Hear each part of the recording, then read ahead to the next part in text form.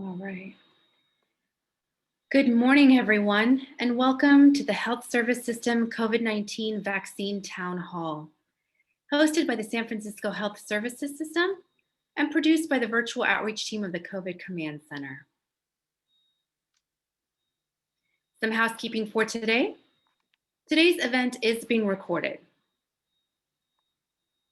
Audio and video. We do respect all participants in this convening today and want to create a safe space for all. By default, all participants will be muted and video is disabled. Video will be on for speakers only. To participate in the chat, please select the chat button at the bottom of your screen and send your questions to Q&A. San Francisco continues to be in a dangerous COVID-19 surge. You can still take the following actions in order to save lives. Stay home as much as you can. Avoid gathering with people from outside your household, whether indoors or outdoors. When you must go out, make sure to wear a mask. 1 in 3 people with COVID have no symptoms but can infect other people without knowing it. If you've been exposed to COVID-19 or have symptoms, follow guidelines about quarantining. Support is available by calling 628-217-6101 or by calling 311. Together, we will recover. Get tested, San Francisco. You can save lives and stop the spread of COVID-19 by getting tested through your healthcare provider. If you have symptoms or have been exposed to COVID-19 but don't have health insurance or can't get tested through your provider, visit sf.gov/gettestedsf or call 311 for information on getting tested at a city-run testing location.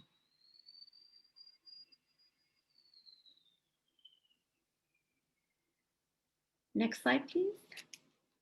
And today's agenda is as follows, and I'd like to hand the floor over to Dr. Navina Baba. Dr. Baba, the floor is yours. Great, thank you everyone. Good morning. It's my pleasure to be here today to talk to you a little bit about vaccines.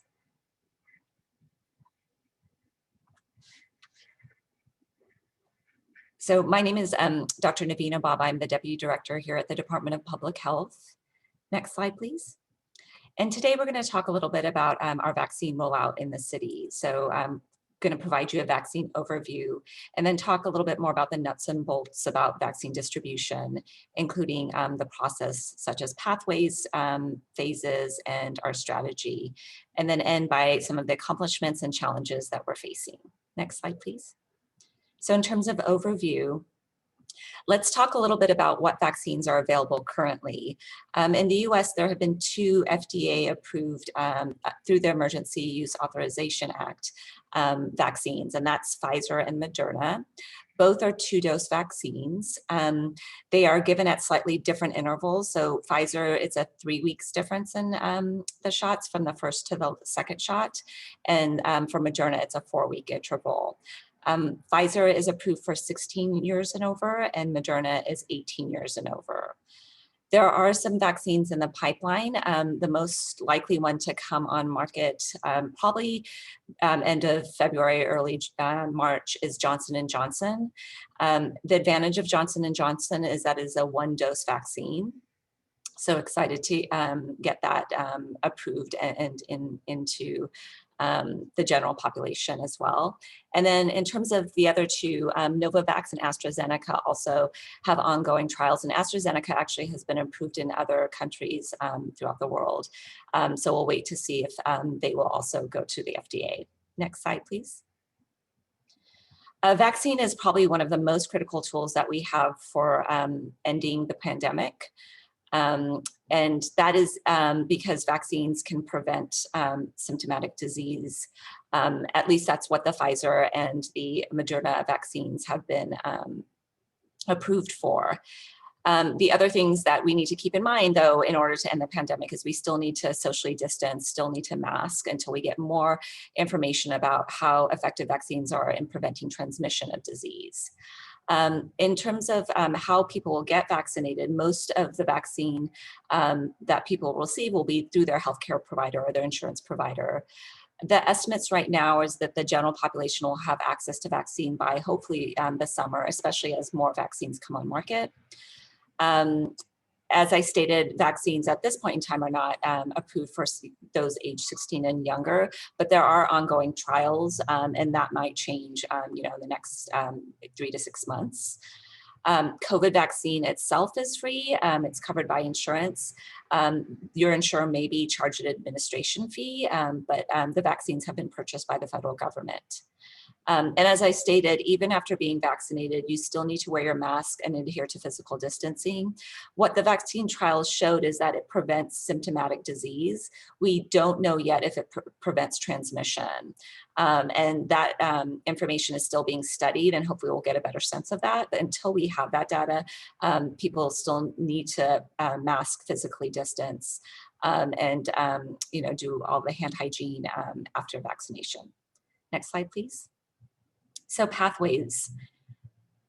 One of the most important things to know is that, locally we don't decide who gets vaccinated. There is a national entity called the American College of Immunization Practices that has convened to talk about how vaccines should be allocated. And this is necessary because we don't have enough vaccine for the entire population at this point in time. And then from there, the state has also participated in what's called the Western Scientific Advisory Body, which is multiple states on the western part of the country that have come together and taken what ACIP has recommended and actually furthered the recommendations. And so San Francisco, we really are required to basically adhere to these recommendations. We are responsible in allocating for only a portion of the vaccines that are delivered into San Francisco, and we'll talk a little bit more about that in an upcoming slide. So in terms of how vaccine gets into San Francisco from the federal government, as I mentioned, the federal government has purchased the vaccine and then it distributes it. There's 3 different ways that vaccine flows into San Francisco. The first is through direct federal allocations to federal entities such as the Veterans Administration. The second is through what is called the federal pharmacy partnerships. These are partnerships with Safeway, or actually with Walgreens and CVS initially. And Walgreens and CVS went into partnership with the federal government in order to vaccinate our nursing home and our long-term care facility patients, as well as staff. So through the month of December and January, as well as February, nursing homes and assisted living residential care facilities have all gotten vaccine through this partnership. Starting this week, retail pharmacies like Walgreens and CVS will also be receiving vaccine directly from the federal government that they can provide at their retail stores. And then the third way that vaccine comes into into San Francisco is through the state. So the state receives an allocation from the federal government, and then the state allocates to local entities, and they do this in 2 different ways. In one way, they provide direct access to large healthcare systems, which they call multi-county entity programs. In San Francisco, these multi-county entity programs include 4 large healthcare systems, and that's Kaiser, Sutter, Dignity, and UCSF. So the state directly allocates to those entities, and then those entities decide how they're going to allocate to their local entities. And then the state also directly allocates to the Department of Public Health. And so in terms of how much of the vaccine the department gets, is we get about 1/3 of the allocation coming into San Francisco. And then it's our job as the public health department to allocate to other healthcare providers that are not part of necessarily these big healthcare systems. So that would be, for example, our own health network, which is ZSFG and our primary care health clinics, our consortium clinics, which serve underserved populations, Chinese hospital, and multiple other entities that don't necessarily belong to any of these large healthcare systems. So you can see that vaccine is flowing in multiple different ways, and really we only have visualization and understanding of what is getting allocated to the local health department. We are working very closely with our healthcare system partners to try to get a better understanding of what doses they're getting into San Francisco as well. Next slide, please. So let's talk about distribution. As I stated, since vaccine is limited in supply, there is really this need for a phased approach. And the initial phase, which started in December, was for those that are healthcare workers and those that are residents in long-term care and nursing home facilities. And that phase 1A included about 90,000 people. The second phase of this, or the second part of the eligibility that was allowed, was those that are 65 years and older.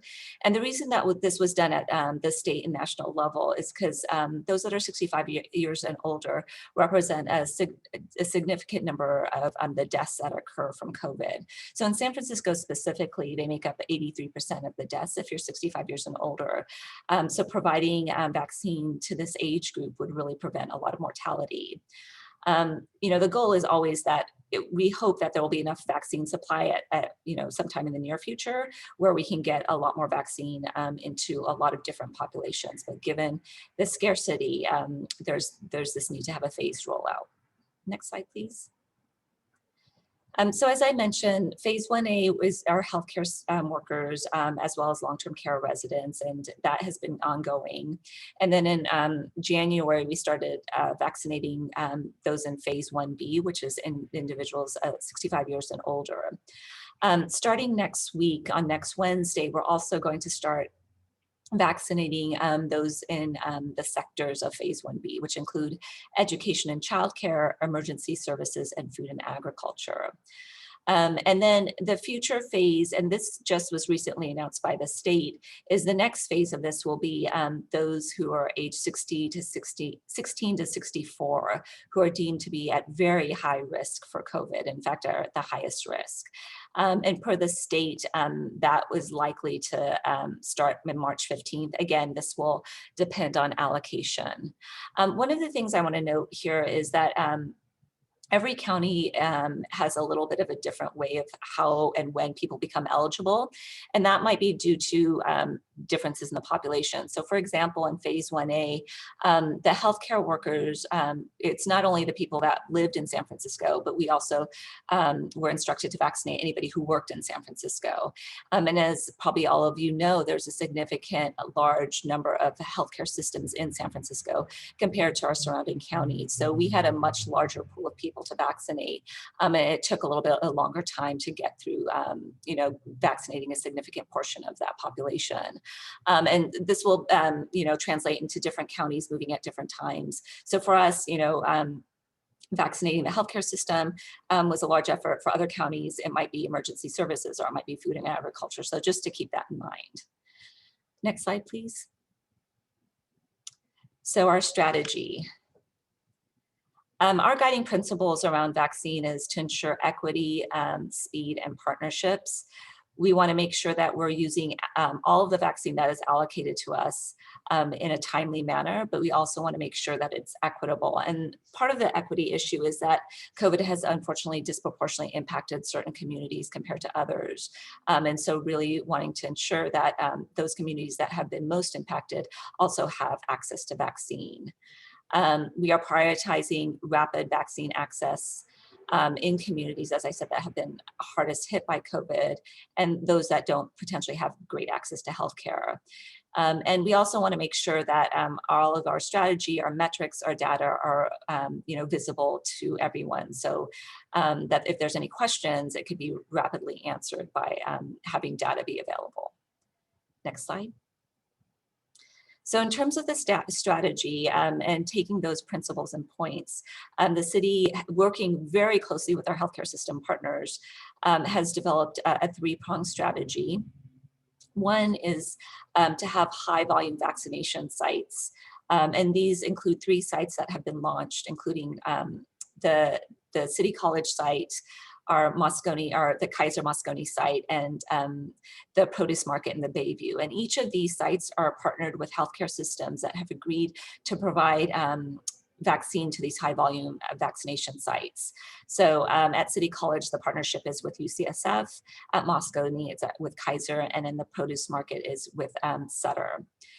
And then the second prong of this is our community vaccine access sites. We know that not everybody's going to be able to go to the high volume vaccine sites or to necessarily their healthcare provider. And so we are looking at different ways that we can get vaccine out. We have a lot of safety net clinics in some of the hardest hit parts of the city that have been impacted by COVID. And so really want to ensure that those clinics have vaccine that is available for their patients. We are also working on a vaccine hub strategy where there will be certain places that vaccination sites will be identified in communities that, again, have been hardest hit by COVID, where it can be low barrier access to vaccine. And finally, we'll have a mobile vaccine strategy, which for people that maybe can't get to vaccine, we need to figure out a way to get vaccine to them. And these are including people with access and functional needs. And then finally, our pharmacies are going to be major partners in this. As I stated, the federal government is directly shipping vaccine to them. And a lot of people get their vaccine through pharmacies. So want to ensure that as the pharmacies get up and running, that information is shared with the public. We have the capacity through all of those sites to do about 10,000 vaccines a day. Our current limitation is supply. So in terms of vaccine sites that are underway, on the left-hand side, you can see our high volume sites, which I mentioned are City College, Moscone, and SF Market. We also want to mention that the Oakland Coliseum is opening or has opened for vaccine. And that is a regional site that people can get vaccinated at. So it is not specifically for Alameda residents. Healthcare systems also are vaccinating their patients through appointments, and this includes Kaiser, UCSF, Sutter, and Dignity. And then in terms of our community access sites, our own health network is providing vaccine through primary care clinics, as well as at San Francisco General and Laguna Honda. San Francisco General has opened up its vaccine to those in the neighborhood that want to get vaccinated. Our community clinics are also working on that. And then also other community clinics such as NEMS and Mission Neighborhood Health Center have been vaccinating, as well as Chinese Hospital and Health Right 360. We worked with One Medical early on to vaccinate IHSS workers as well. For the neighborhood sites, the hubs that I mentioned, these are going to be in very specific neighborhoods like Mission, Bayview, and some other sites in development. Again, as the hardest and impacted from COVID, we want to ensure that vaccine is available to those neighborhoods. And then the mobile vaccine strategy is under development. And finally, with our pharmacy partnerships, Walgreens and CVS will be having, or will start to have vaccine available this week in certain parts of the city. And then Safeway, in partnership with DPH and SF State University, is also providing vaccine. Next slide, please. So our current challenges are there's no unified federal or state system for vaccine delivery.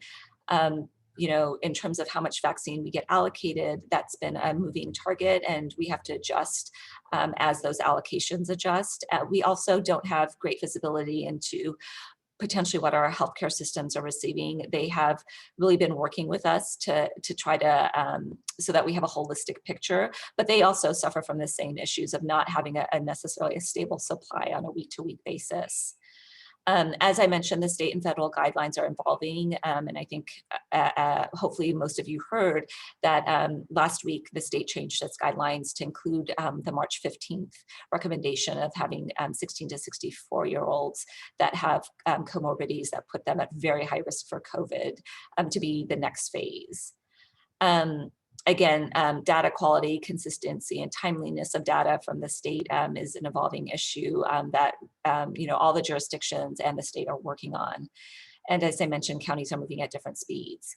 The other thing to know is that both of these vaccines require significant storage requirements.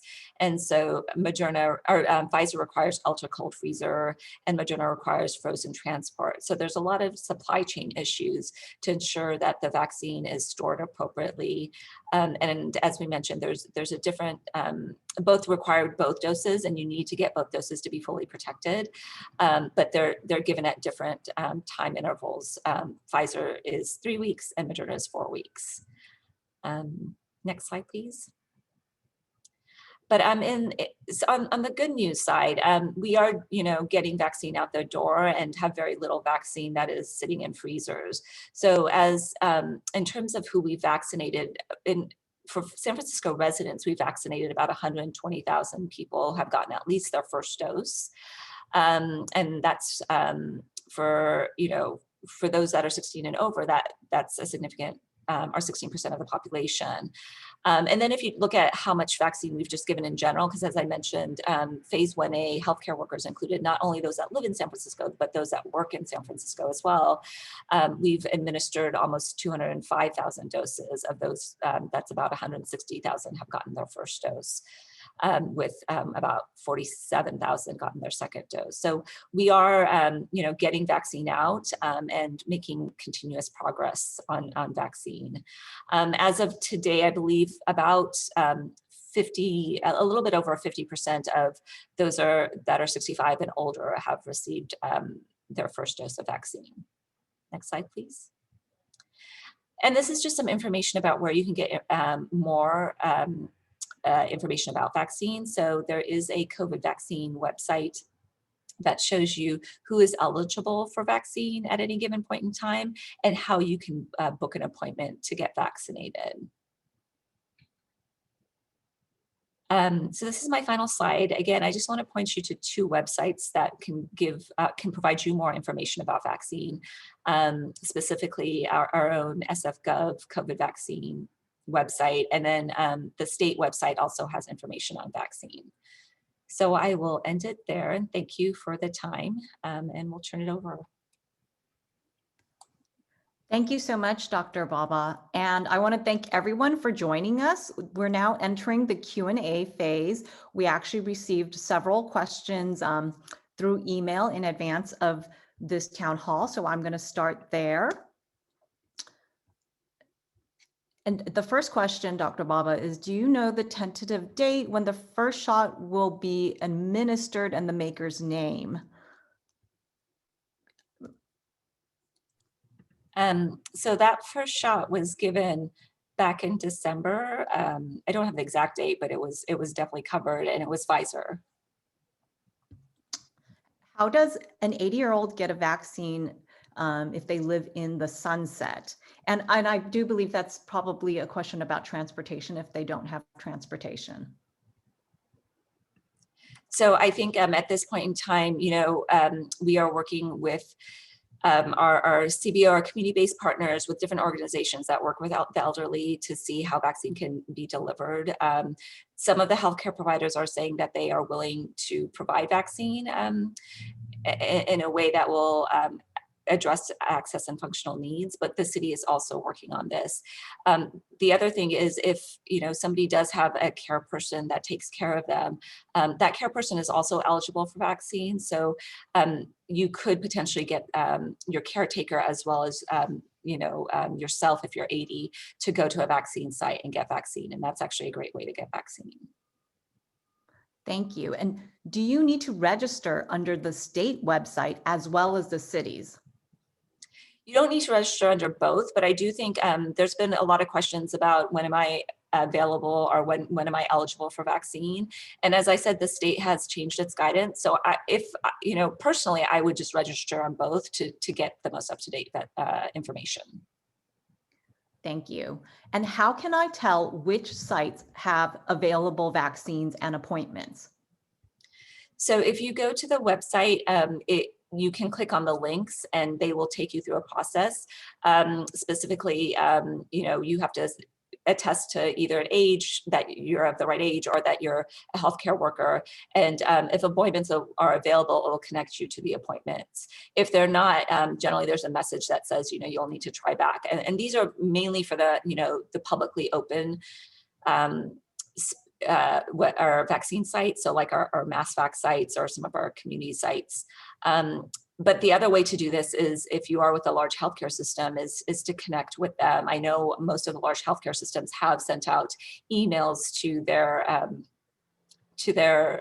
the people they provide care to about how to access vaccine. And so that's another way to get access. Thank you. And If my daughter and I have both had our 2 doses of the Moderna vaccine, can we visit one another? So it's a great question. And I think this is a little bit of a risk benefit analysis. Like I said, we don't know about transmission in terms of vaccine after you've gotten vaccine. And I will say there is a 5% failure rate, right? So these are very efficacious vaccines, 95% protection, but that means 5% do break through. So I think this is, again, for me and my family and having elderly family members, I'd be very careful to not have it be a pass yet. I think we need a lot more information before saying that it's safe to do that. Okay. And the next question is, I have read reports about a few individuals that have received the vaccine but died shortly after. I typically do not see any messaging systems that cautions many of us that are likely to die from the vaccine. Which healthcare professionals are best, sorry, that's a different question. But the follow-up to that, I think, was according to LA Times, the effectiveness of Pfizer's vaccine is 74.4%, and Moderna's vaccine is 100% to Asian populations. Is this study correct? So I think that's based on the current data that Pfizer and Moderna have provided. I do believe the Moderna trials had fewer Asians, but I would need to check that. But at this time, there potentially could be a little bit of a decrease in effectiveness. But I think the takeaway home point of this is that both vaccines are very effective, and our goal here is to get people vaccinated. I think there are ongoing studies to really determine if there's a huge difference between race ethnicity, based on race ethnicity, and even based on age. The issue of like 74 versus 100%, I think is still understudied. And again, it's based on how many numbers were actually in each of those studies. Oh, and can you also, and I apologize, it wasn't quite a question, but can you address the likelihood of dying from the vaccine? So in terms of the biggest side effect of concern so far has been anaphylaxis. And the CDC did come out with reports that, in terms of anaphylaxis, there's been fewer than, I believe, less than 10 cases that have been reported nationwide that have been confirmed anaphylaxis. And they've all been, the outcomes were okay. People were treated, and anaphylaxis or a severe allergic reaction was reversed pretty quickly. Obviously, CDC is continuing to gather data on vaccines, and we have not gotten reports of a concern of increased deaths due to vaccine, but this is all stuff that we are gathering, the medical community and the CDC is gathering data on. But at this point in time, there has not been, outside of having a severe allergic reaction to the vaccine, any contraindications to vaccine. Thank you. And which healthcare professionals are best trained in giving shots? I'm wondering if pharmacists and dentists are experienced in administering shots in arms. This will help me decide if I should wait to get it from my doctor's office or at a pharmacy. So in general, pharmacists have been providing vaccine. And like I said, a lot of people get their vaccines from pharmacies. I would say that if you have vaccine available to you, that you should definitely get vaccine. Dentists also, they have to numb up a lot of different areas, and they also are skilled at, providing, shots. So I think either of those professionals would be fine to get a vaccine from. Thank you. And are the vaccines provided drive-through or walk-in? It's a combination. It's a mixture. At our City College site, it's a drive-through site, but Moscone is walk-in. So, it's going to differ on different sites. I think most of the healthcare systems, it's mainly walk-in. But I would, those instructions, as you make your appointment, should be available. And are the vaccines primarily developed for the 65 and older population? So the vaccines included the 65 years and older population, but they weren't primarily developed for them. They were primarily developed for the 18 and 16 and over population. So it included a large age range. Thank you. And how can I schedule the second dose of the Pfizer vaccine? My husband and I got our first shot at Moscone Center and we're scheduled for the second dose next month. He had a conflict with the date, so I tried to reschedule, but it just canceled his appointment and would not reschedule. I know there's a time limit on when the second dose will work and it has to be Pfizer. How can I get the second appointment rescheduled? We are using My Turn. I think this is something that you would need to reach out to Kaiser about, especially if the second dose was canceled. There should be a way to reschedule that second dose. So we can look into it, but I would definitely reach out to Kaiser about that and see if how the second dose can get scheduled.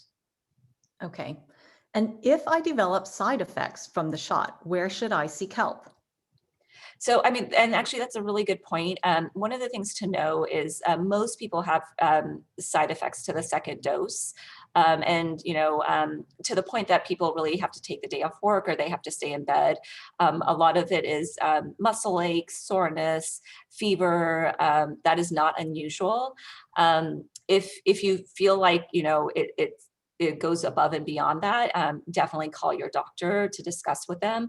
But I just want to point out that feeling bad for a day or two is not unusual. That does happen with both of these vaccines on the second dose. Thank you. And is it possible to get a copy of the slides? I believe we can see if we can make them publicly available. Yes. I will just say though, this information changes very dramatically. Literally, as I said, the March 15th information just changed a few days ago. So I want to caution that what you get today will likely change in the next few days. Thank you, Dr. Baba. And just so everyone knows, we will be posting this video recording of this town hall on our website at sfhss.org. The next question is, how long will the vaccine be effective? Yeah, it's a great question. So these vaccine trials just started last year, I believe in May, June time. So there's still, the efficacy is still being studied over the long term. We don't have, and we are waiting for that ongoing data. So we don't know. We do know, at least there is efficacy for months, but we don't know if it will last, for over a year or years to come. So again, that's still being studied. These trials are still ongoing, and that data is still being collected. Great. And you mentioned that Safeway was not, versus CVS and Walgreens, that Safeway was not getting supply from the government. Then you indicated that Safeway would be providing vaccine. Could you please clarify? Sure. So yes, right now the federal government is giving vaccine directly to CVS and Walgreens for their brick and mortar stores. Safeway has received some allocation from the Department of Public Health to also provide vaccine. So that's why it's a slightly two different ways that these entities are getting vaccine, but they're both getting vaccine. Great, thank you. And how can I make an appointment for second dose at SF City College mass vaccine site when this site has a shortage and is not yet taking appointments? How many are having sorry, that was the second question following. So yeah, the City College site is having issues with vaccine, but they should be up and running for second doses. And the expectation is that once they're back up and running, that second doses, there either is a reach out, or I would recommend calling as well to schedule the appointment as soon as they're up and running again. Great. And some of these other questions are more specific, like as a UCSF patient who's 69 years old, can I make an appointment with my doctor now? You should be able to, so I would talk to your doctor. And just to clarify, it's not their primary care physician, but either at the UCSF vaccine center or another mass vaccine site. Is that correct? Yes, if you're over 65, you qualify. And if there are cold symptoms, will the cold be passed on? I don't know if they mean if they get cold symptoms from the vaccine. I see. That's likely a side effect for the vaccine if it's immediately after one of your doses. If you feel people say they feel like they have the flu. That is not necessarily due to, actually getting a cold or due to being infected. It's just a side effect of the vaccine. Um, so no, you would not be able to pass that on unless you truly did get a cold at the same time. Okay. And we also have some questions from retirees who live outside of San Francisco. Where and when are they allowed to get their vaccine? Like, could they come into San Francisco? Or what is the recommendation? So most of the large healthcare systems are contacting their patients that are over 65 to connect them with vaccine. And we know that a lot of the healthcare systems are regional in nature. And so, if you contact your doctor and they say, come into San Francisco and get a vaccine, that's definitely happening. So however you can get vaccine, we would encourage you to do so. Thank you. And another retiree asks, is it safe to see a dentist or an eye doctor right now? Because of COVID, specifically, dental offices are open, and as long as they're taking the precautions, we would say that you could see them. So there's definitely precautions that all of the healthcare systems are needing. But that being said, we're still having a pretty high circulation of COVID within the city. It is coming down, which is great. But if people, wanted to elect to, if it's not an emergent need, if it's something that is, could be postponed, it's reasonable to think about, waiting till COVID rates decrease a bit. Okay. And is there enough vaccine being kept so that everyone who got their first shot can also get their second shot at the correct time?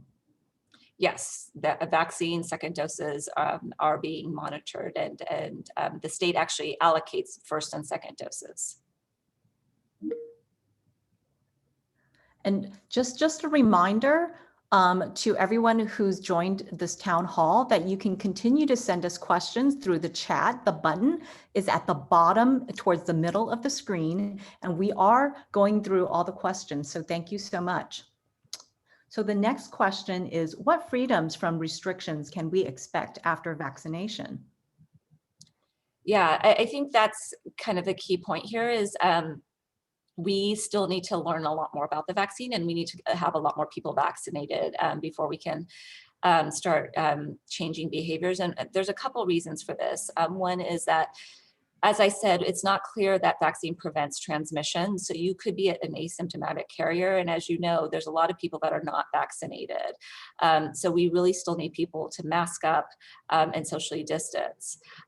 Once a significant number of people get vaccinated, and based on, variants that we see circulating and other issues that are occurring, the public health, world will have to think about what would be feasible to open up further or to let interactions happen further while ensuring that COVID does not spread.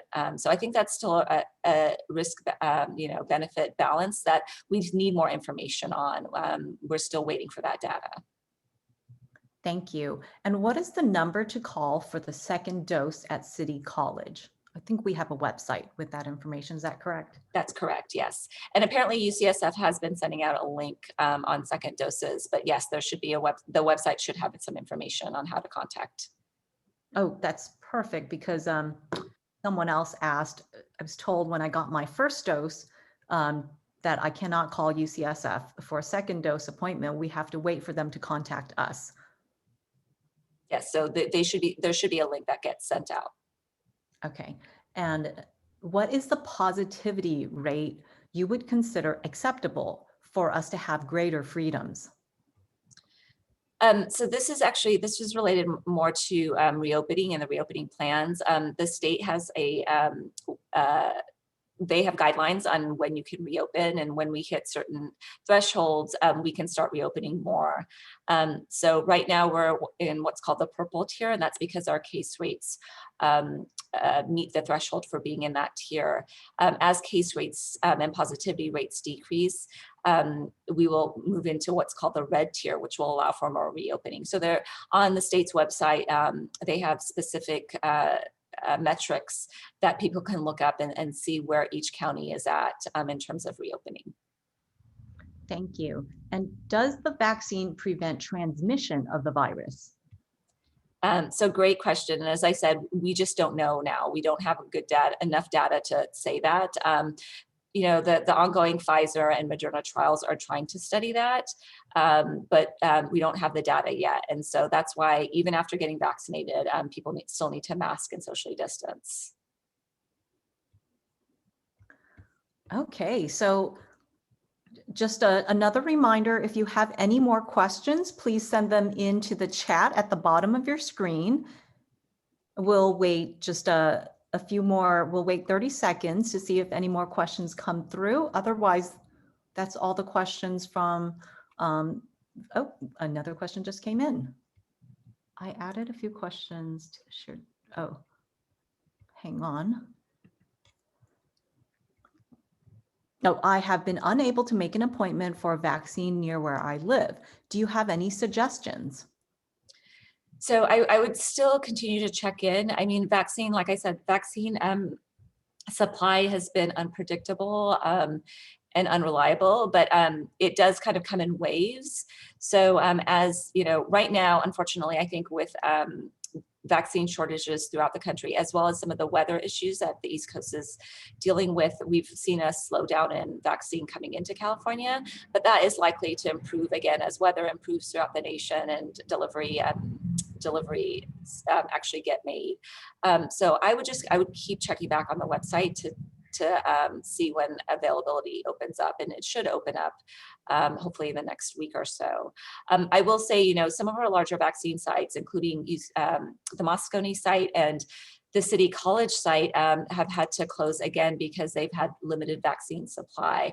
But the hope is, especially, you know, the short-term projections, even in the immediate, are that vaccine is limited.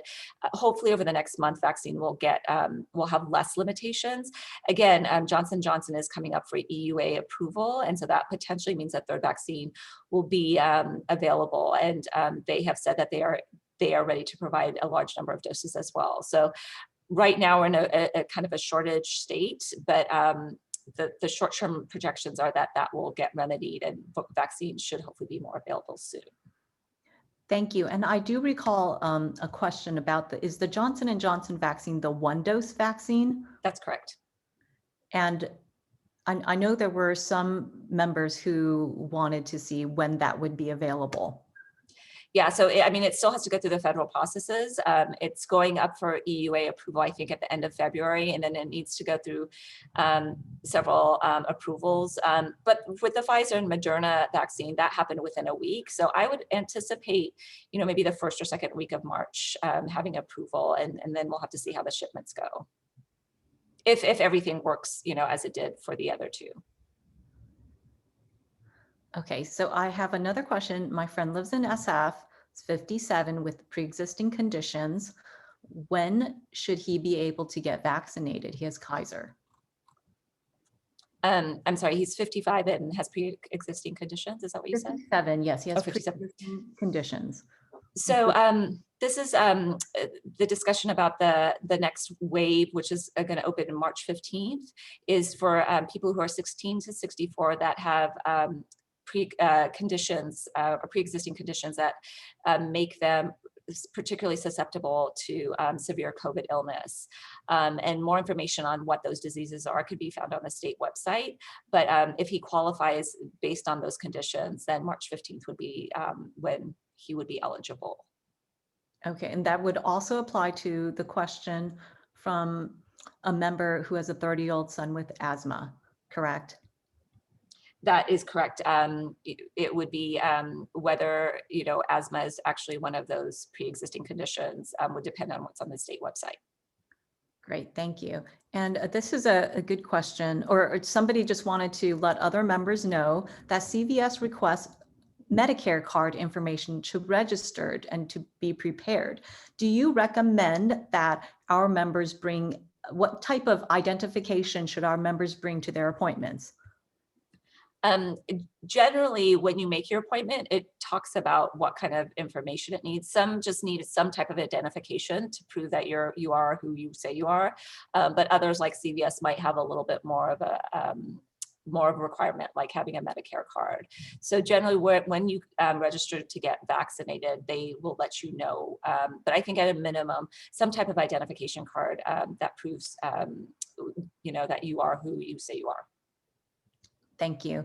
And here's another, my wife is high risk and is 64 3/4. She's almost 65, but not there yet. So how can she get vaccinated, or does she have to wait until the eligibility move? Yeah, I know there's a lot of people like this. We are going to have to wait till the eligibility moves. And I will say the other thing with even in those that are eligible, it doesn't mean we definitely don't have vaccine for everybody who's eligible. So as I stated, there are about 90,000 healthcare workers in San Francisco. There's probably around 110,000 people that are over 65. So that's almost 200,000 people. We have not gotten enough vaccine. And as I stated, we've vaccinated maybe about 120,000. And that we've used most of the vaccine for those first doses. So there's still a shortage in even that first year. So there's a lot of people that are still eligible that haven't been able to get vaccine. Again, we expect vaccine shortages to improve and that people will get connected. But given the amount and the numbers, we are going to have to stick to the eligibility criteria. Thank you. And how can I find out what type of vaccination is at these sites? Is it either Pfizer or Moderna? Is there a way to find out in advance? That's you might be able to do that if you're connecting with your healthcare system or your doctor directly. For all of these large sites, that's going to be very difficult. As I said, the supply is pretty limited. And so, each site might have a different way that it's dealing with what vaccine it's going to be administering. I don't think at this point in time, it is really a supply constraint.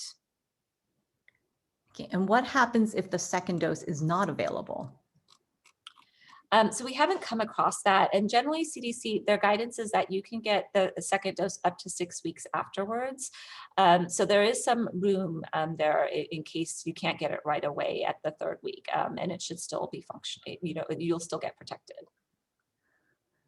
And if there's a delay in getting the second shot, how long is the first one effective? I think you just mentioned, what was the time? 6 weeks. There can be a delay of up to 6 weeks.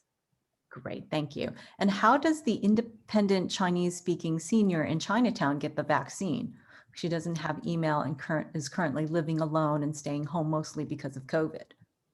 Yeah, I mean, and this is, we've, provided vaccine to Chinese hospital. We've provided vaccine to several parts of Chinatown. And so it's just connecting. If she has a healthcare provider, probably the best thing to do is to talk to the healthcare provider about that connection.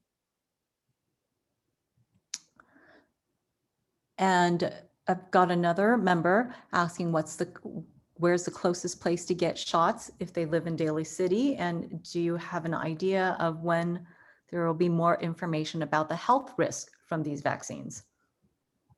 So in terms of in San Francisco, City College probably would be the closest, but I do know San Mateo also has a number of sites, so it might be worthwhile checking their website too.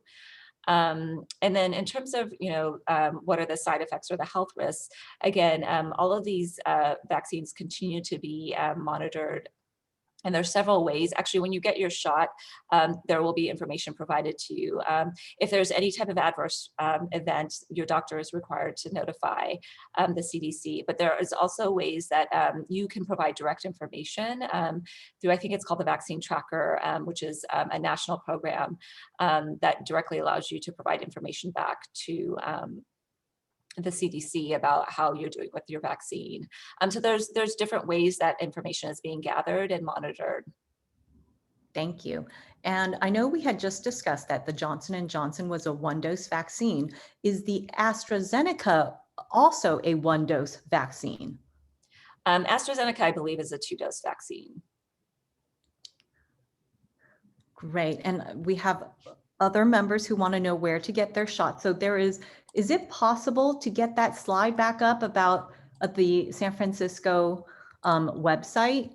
Just that web page. We seem to have a lot of people asking questions about what the phone number is, but if they can get to this website right here, that if you go to that website, you can see the different locations and how to contact them.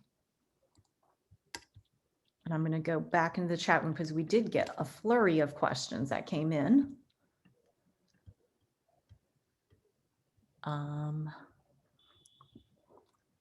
Is the city committed to guaranteeing second shots for all those that have received the first ones despite the supply problems? I believe that's a yes, but I'll let Dr. Navina answer. Yeah, I mean, I think the healthcare systems as well as the city are committed to the second doses. If my husband and I both have our shots, can we fly to see our grandkids? We're 73 and 72 years old. Again, this is kind of a risk benefit. I would say that, you know, in terms of calculating this for yourself, you have to determine, again, as I said, these vaccines are very effective, but there is a small percentage that do fail. And so when you're putting yourself into a place like an airport situation or into a plane where there are a lot of different people, probably a lot of them not vaccinated, a certain percentage of them will have COVID, especially right now with the high numbers that are circulating. That risk benefit you would need to consider that. Our general recommendation is probably not at this point in time because of, again, the high circulation of COVID.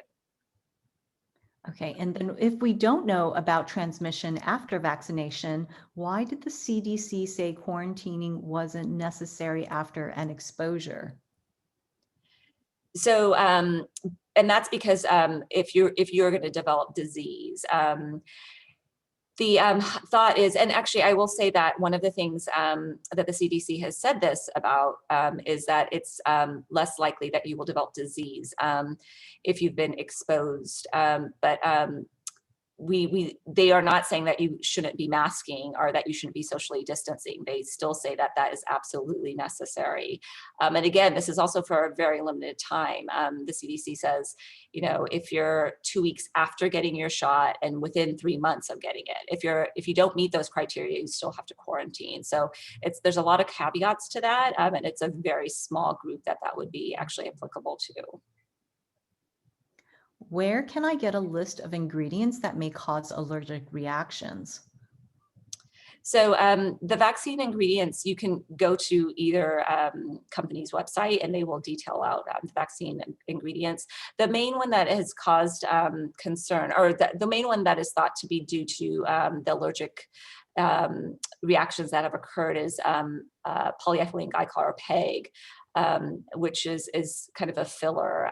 It tends to be a rare cause of allergic reactions. And like I said, there's been a handful of people that have developed allergic reactions because of the vaccine. And it's a contraindication. If you have an allergy to PEG, you should not get the vaccine. Thank you. And have all the allotted vaccines in SF been given out at this point? They're saying UCSF has no appointments available. Yes, first doses have generally been given out. Second doses are ongoing. Thank you. And what is the difference about the Johnson & Johnson vaccine, I guess, versus the Pfizer and Moderna? So the main difference, it's a one-shot vaccine. The Johnson & Johnson, it's slightly different technology. The Pfizer, Moderna are mRNA vaccines that are made out of synthetic mRNA. The Johnson & Johnson actually uses DNA from the virus, again, synthetic DNA. But So because of that, the storage requirements for Johnson & Johnson are going to be very different. I believe it's refrigeration, so it doesn't have these huge logistic needs that the other two vaccines have. And again, it's a one shot. Okay, oops. And is having an active autoimmunity disease a contraindication for getting the shot? It's not a contraindication, but it's definitely something that you need to discuss with your doctor on. And that's because, especially if people are on multiple different medications because of whatever diseases they may have, including immunosuppressants, the timing of vaccine needs to be considered. Again, the only contraindication to getting the vaccine is if you have this allergic reaction to this very specific component.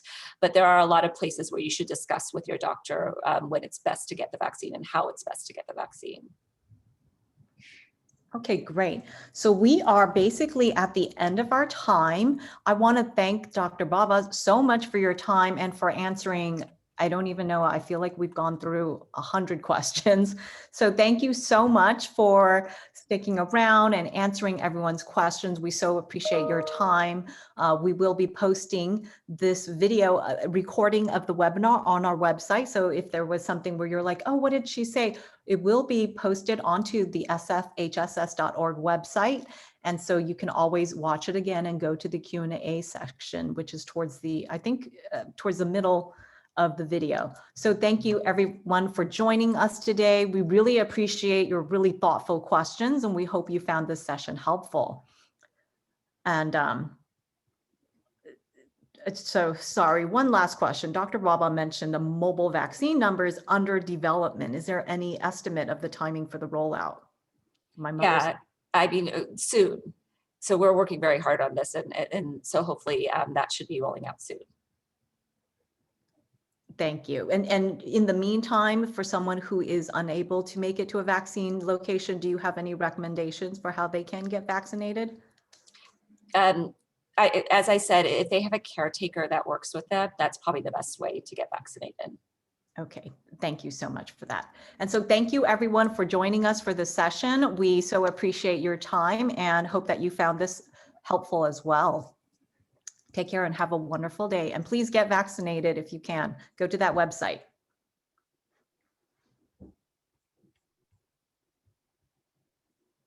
Thank you, everyone, for joining the Health Service System COVID-19 Vaccine Town Hall.